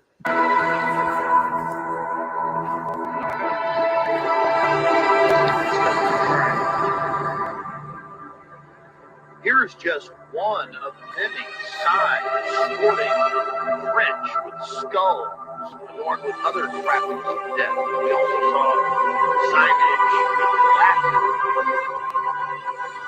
This sex slave programming was to programming for different sexual acts that were carried out with various politicians who thought that their perversions would never be revealed. They were wrong. I was also programmed to carry out specific sexual perversions in Bohemian Grove. Bohemian Grove in Northern California is a political playground, and a place where some business is discussed despite what they say. The business that's discussed is discussed in a little place called the Underground. And that underground is spelled with a capital U and a capital N. Underground. It was there I heard George Bush talking about mass genocide. What the plans were for mind control. And it was a Bohemian Grove that my daughter and I were subjected to brutal perversions, all of which were being covertly filmed. These covert films were then used for blackmail purposes because these criminals didn't trust each other. And they all had some bad information on the other one that they kept so that they could keep each other under control. How widespread is the occult? The answer is extremely widespread. Occultism in our society, and particularly in our government, at the highest levels of corporate America, is rampant. It's also important to note that the Grove itself was founded in 1872 by West Coast journalists, and that the National Press Club adopted the iconography of the Grove for its Great Seal.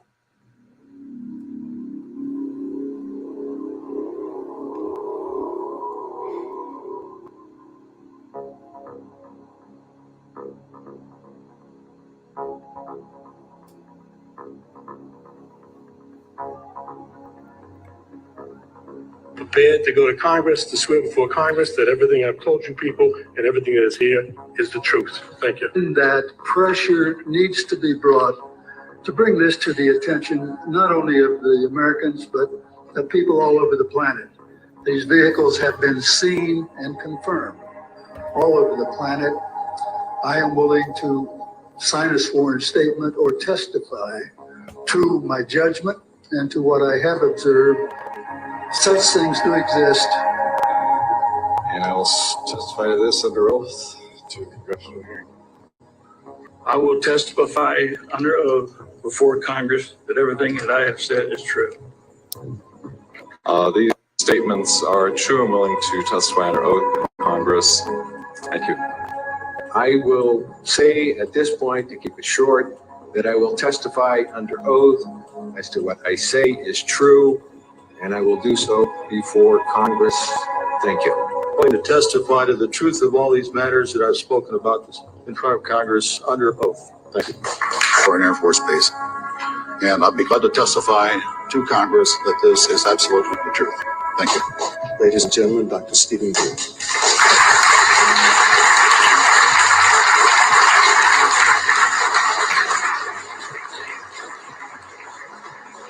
Thank you very much, John. Members of the press, the American public, and people of the world. We are here today to disclose the truth about a subject that has been ridiculed and questioned, denied for at least 50 years.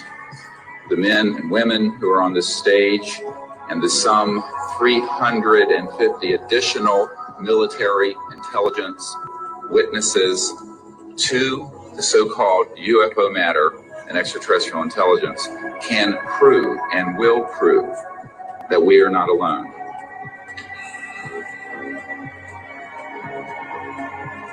Declassified U.S. government documents and witness testimony from former or retired U.S. military personnel confirm beyond any doubt the reality of ongoing UFO incursions at nuclear weapons sites. When I say UFO, the witnesses have described these craft as disc-shaped or cylindrical shape, or spherical. These objects are capable of both hovering and high velocity flight, usually completely silent.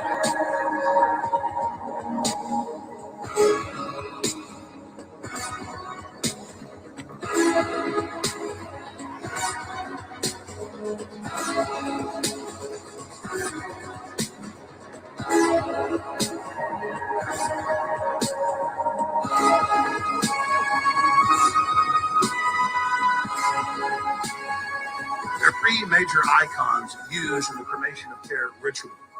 Moloch, the owl idol, the curved staff carried by the high priest, and the eternal flame lamp, the Arabian-style lamp, which the priest uses to ignite his torch, which he then uses to burn the human effigy care. No, in their spare time, they worship Moloch and mock human sacrifices. We just need to get used to that and accept him as our leaders. Your neighbor engaging in mock human sacrifices to Moloch, the demon idol that was worshipped all over the Mediterranean and the Middle East, would you let that neighbor walk your dog or house sit, or how about babysit your children? Be in control of the nuclear launch codes. Well, we give you a revelation. They are in control of national deficit, of Congress, of your bank account, of your local police department, and see you as cattle, as their slaves.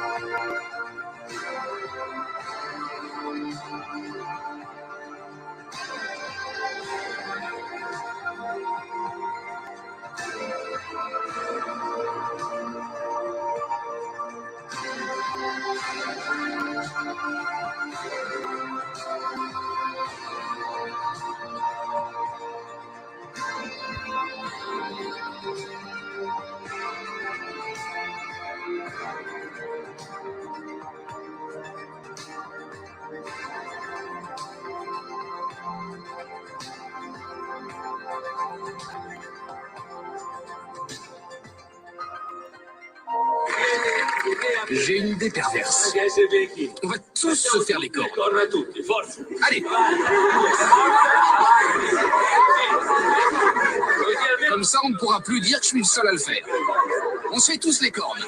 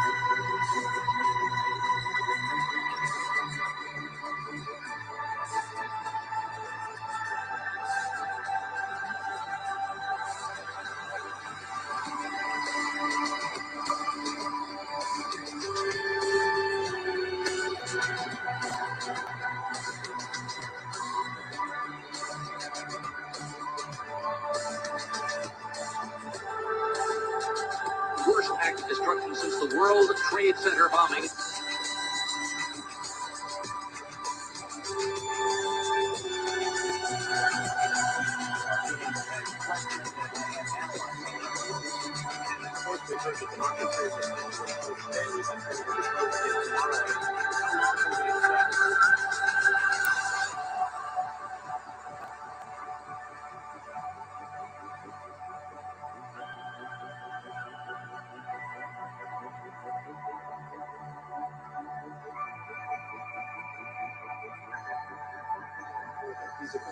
That really a new world order can be created. It's a great opportunity. It was a phrase that I often use myself, that we needed a new world order.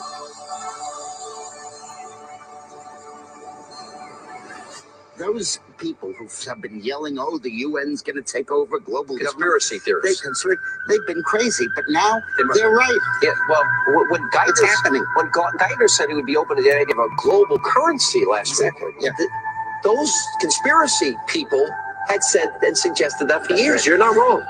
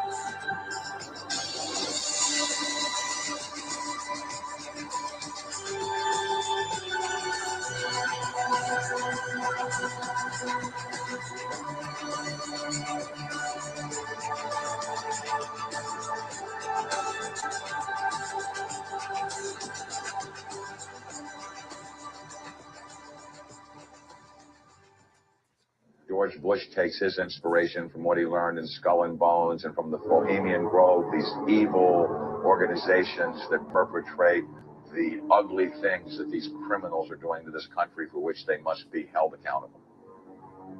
They are the most violent, dirtiest people on the face of the earth.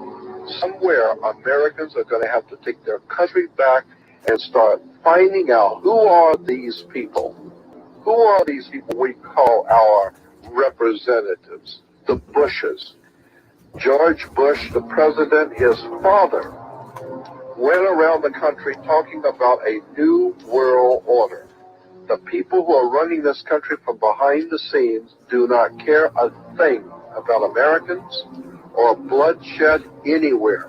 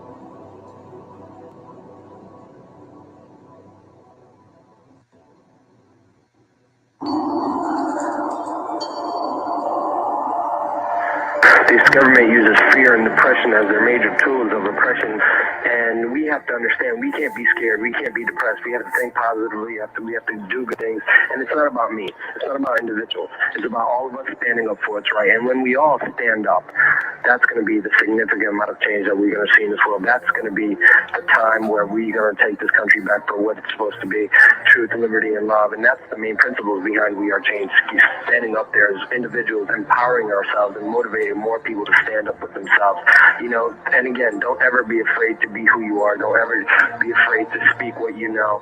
Just get out there, believe in yourself, and you have a short life to live. Make sure you live a good one.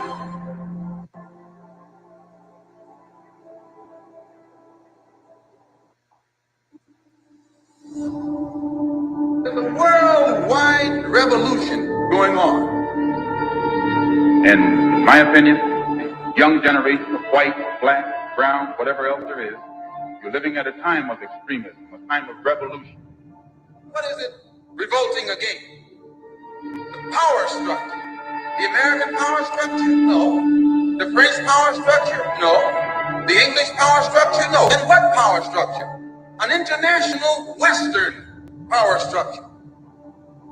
And I, for one, will join in with anyone, don't care what color you are, as long as you want to change this miserable condition that exists on this earth. There's got to be a change.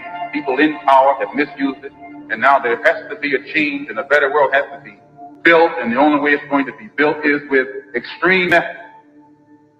So what you and I have got to do is get involved. You and I have to be right there breathing down their throat. Every time they look over their shoulder, we want them to see us. Once those intentions are made known, we can get to the nitty-gritty of the problem.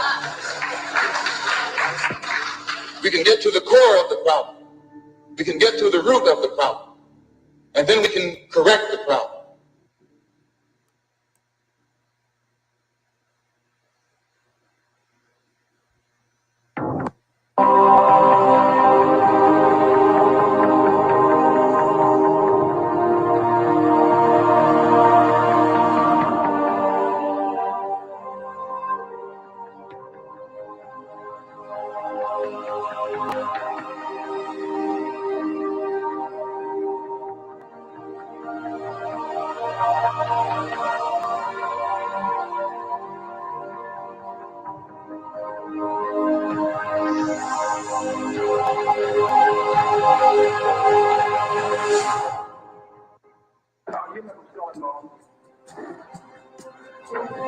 But leave the room. They still exist. And the thing is so secret, I'm not even sure it still exists.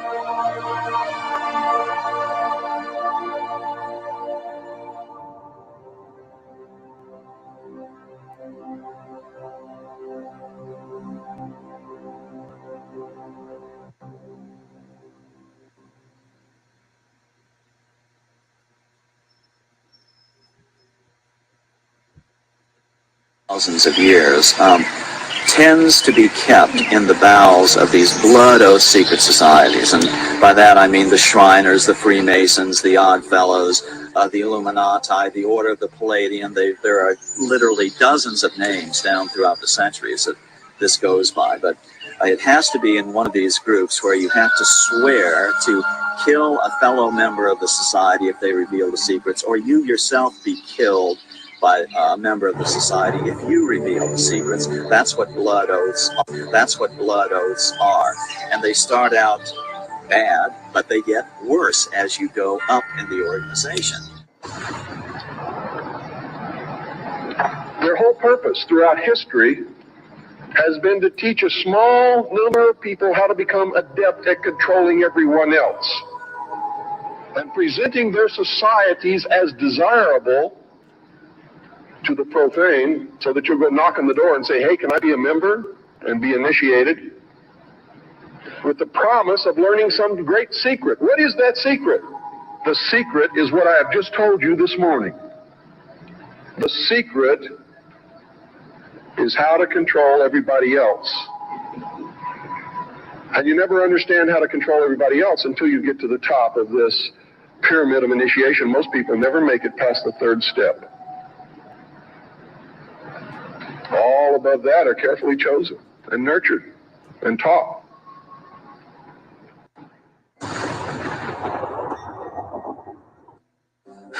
As with all secret societies, you have levels, and if you're on the lower levels, you don't even know they're upper levels. They don't even tell you.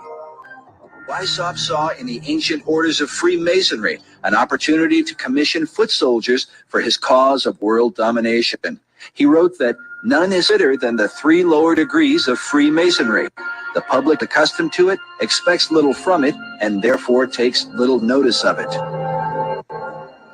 Weishaupt felt that Masonry was the easiest way to get a good Christian guy on the path of destruction, essentially, where you can have them take little baby steps on this path. It's a system they've been working on for thousands of years. They've really got it down. They know how to gradually, gently corrupt people from Christendom, first of all, to deism.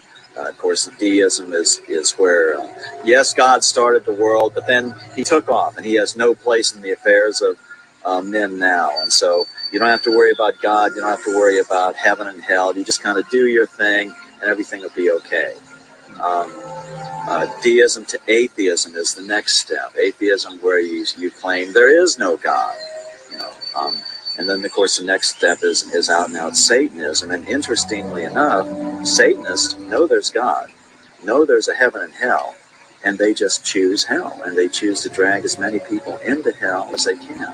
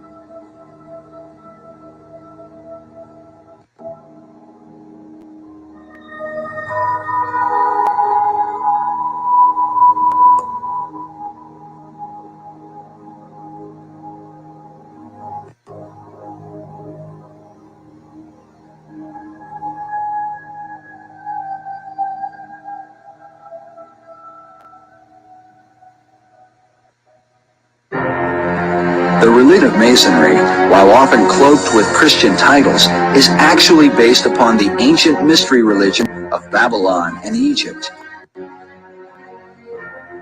These same mysteries governed the worship of Medo-Persia, Greece, and Rome. The mysteries are often symbolized by the all-seeing eye, sometimes called the eye of God. But the God of Masonry is not the same as the God of the Bible.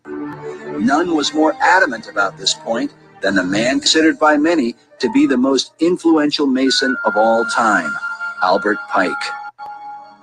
Albert Pike was a Confederate Civil War general who was the head of American Freemasonry in the post-Civil War period. He's certainly the most important American Mason. His book, Morals and Dogma, is required reading for every Freemason. He says on page 624, the 28th degree, Teachings of the 28th Degree, he says, quote, Masonry is identical with the ancient mysteries. Okay? And then he goes on, he says, we reproduce the speculations of the philosophers, the Kabbalists, the mystics, and the Gnostics, unquote. Well, these were all systems, religious systems that worshipped Lucifer.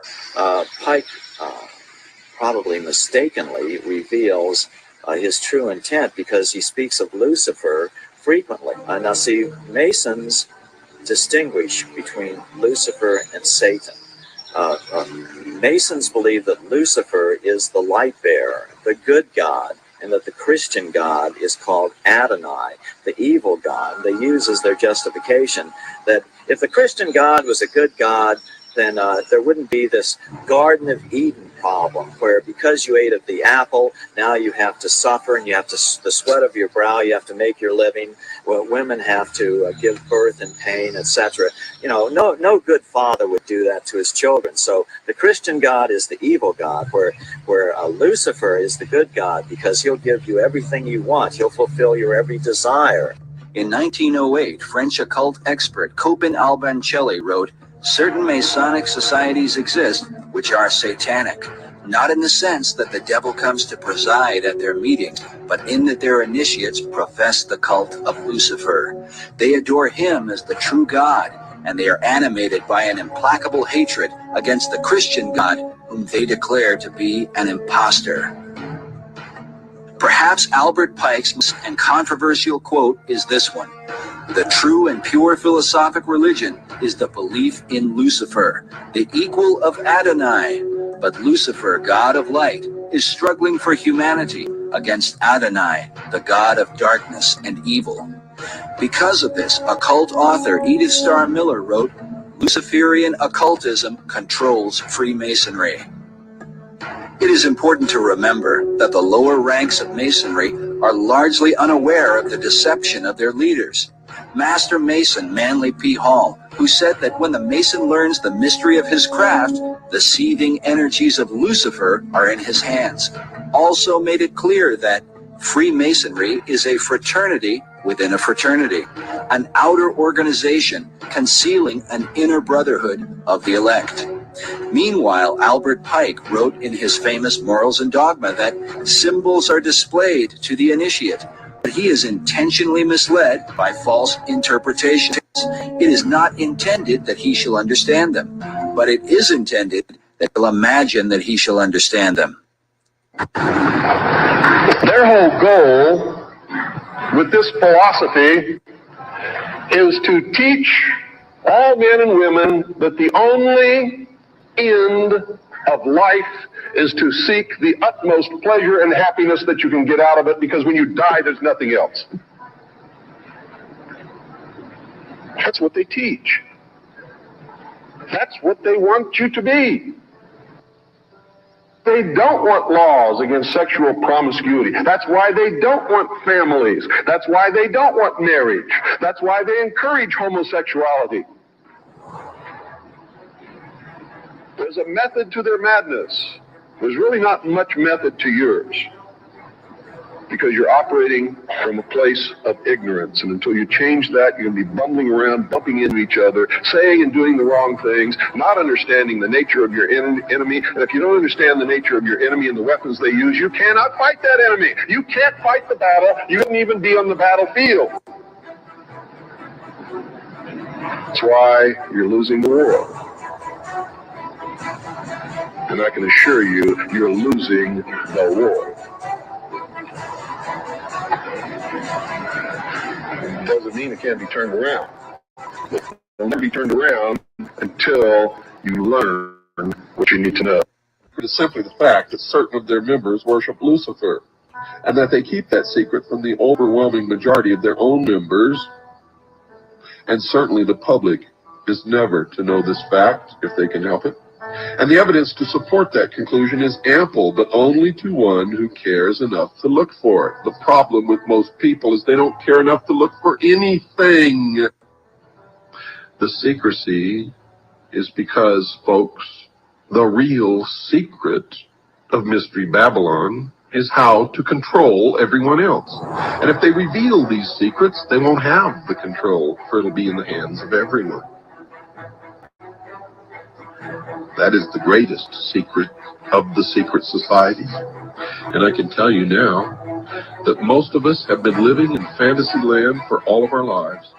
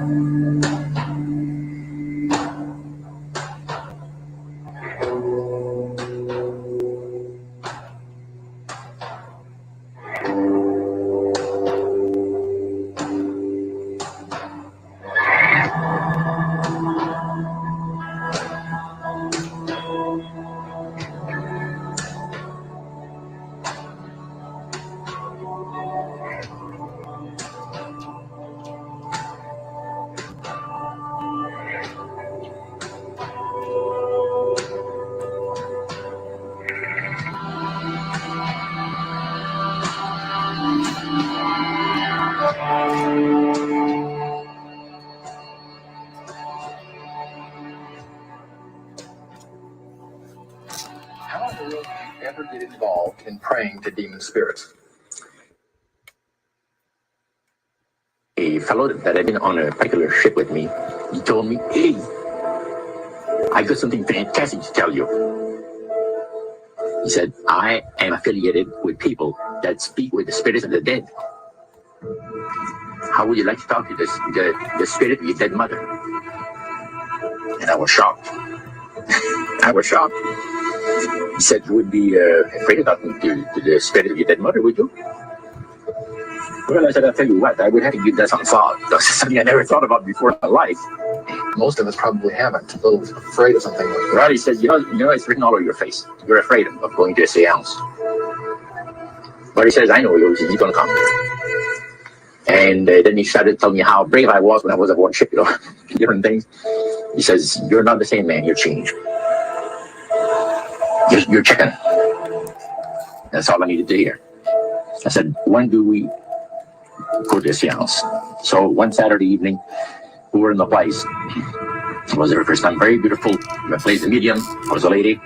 She had a gorgeous new home in Montreal. And there were about 20 invited guests there, which I was one of them. And she communicated with spirits for there's different people there. And they were telling them what the spirit said. One man said, "I would like to talk to my friend that died 6 months ago. But I don't want him to appear. Just want to talk to him. Because he says, I don't trust you talking to my friend for me." So the medium says, "Let me inquire on the spirit." Yeah, the spirit will talk with you. And that big masculine. Now, this is my thing about mediums and spirits claiming to be past family members. These spirits have been here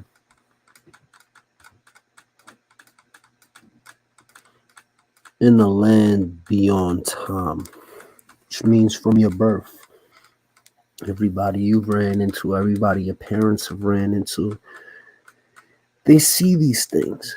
They see these things as if they're seeing it right now. Whereas to you, it's happened 22 years ago, 22 days ago, 22 minutes ago. They see your experience. So when you now go to a medium and say, yo, can you talk to one of my friends that passed?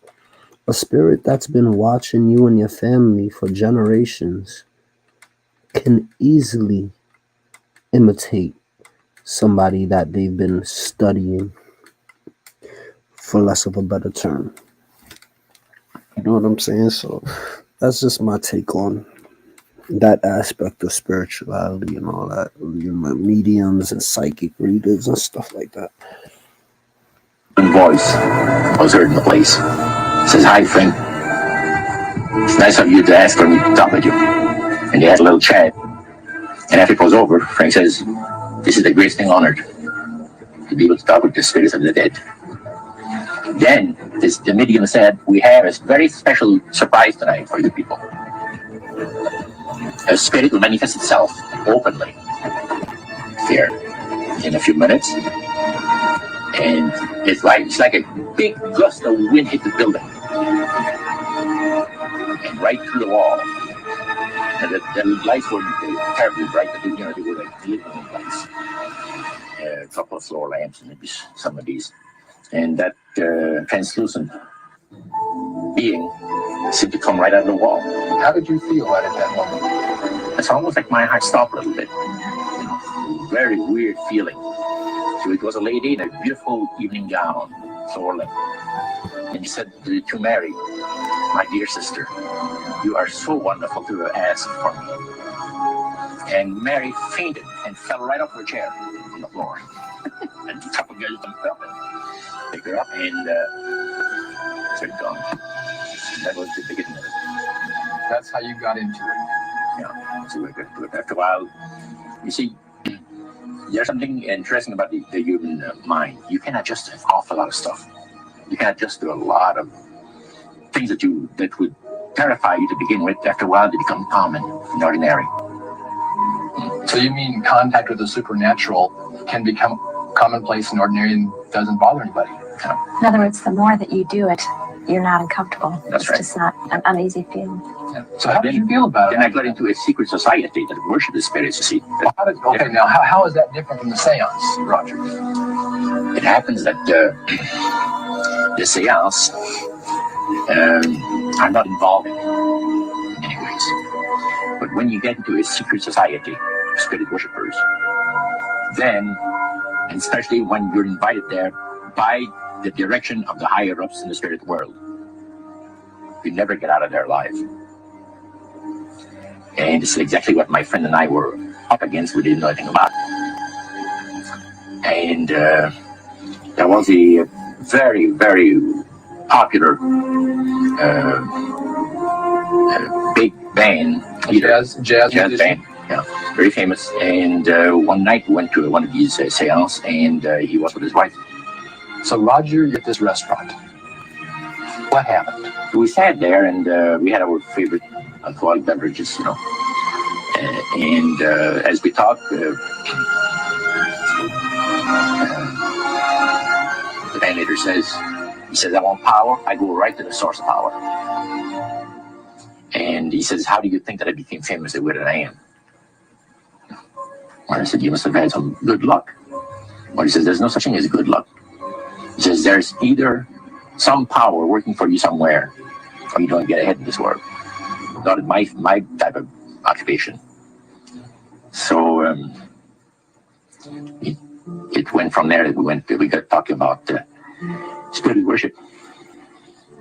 Did it intrigue you? Or did it make you want to find out more about what exactly he was talking about? Yeah. So he said,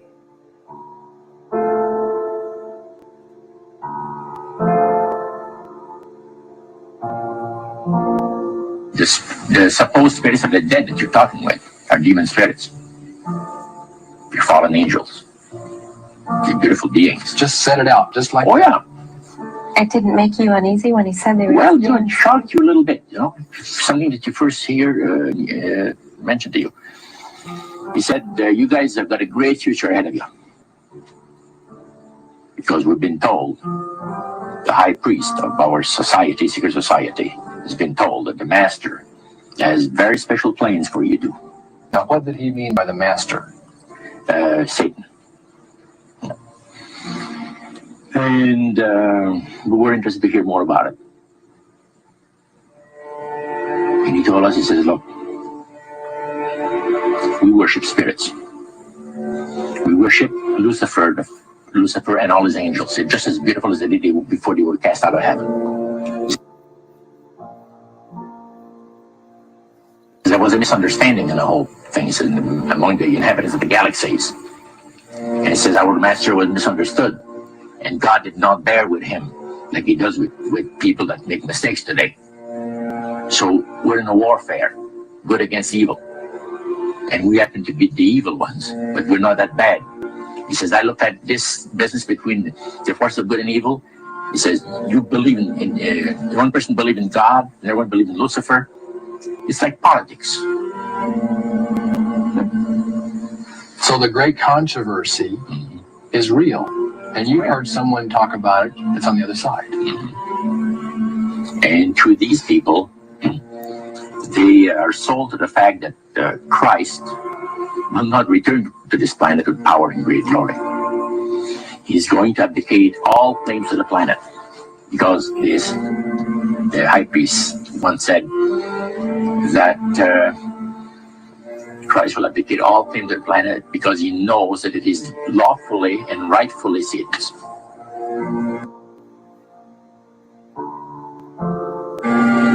And at that time, he says, so the priest said, now, he says, for those of you that are new, let me tell you that this is the most feasible way, he says, to please the spirits, is to deride Christ and his people, you know, and his church and all that. So they sing out of Christian hymnals. They didn't sing Christian words to the hymns, however. Well, they changed a lot of them. Yeah. It's a form of blasphemy. Such as you see today in the rock music world. You see the entertainers, they have these crosses. The ladies got earrings, crosses. The guys got crosses. This is a form of blasphemy, a form of deriding Christ. You see, spirits cause the people to do that, to find pleasure in wearing this type of emblem, which is the cross is the emblem of the crucifixion of Christ to the Christians. The master of my life has revealed to me that it is time for you people to become acquainted with the worship room of the gods, where they had the spirits that had materialized. They photographed them, and then they had paintings made of them. And there was maybe 100 of those around the place. So how did you feel when you walked into that room? I felt that these people had power, and they had a lot of it. Did that attract you? Yes and no. You had mixed feelings about it? I had mixed feelings about it. Because to a certain extent, things looked so good. It sounded so good to us. But you see, I've been brought up in a Christian home. My dad says, well, you know, if you get involved in wrongdoing, you're going to have to pay the price. There's always a cost for everything in this world. So this thought kept creeping to my mind. Just how far you go with these spirits before we start paying the price. So it made you just a little bit nervous. Oh, yes. But yet you kept going back. Oh, there was no way out. Because that's what we're told. You knew at that time. Yeah. So forward more on fear. More on fear, yes. Because the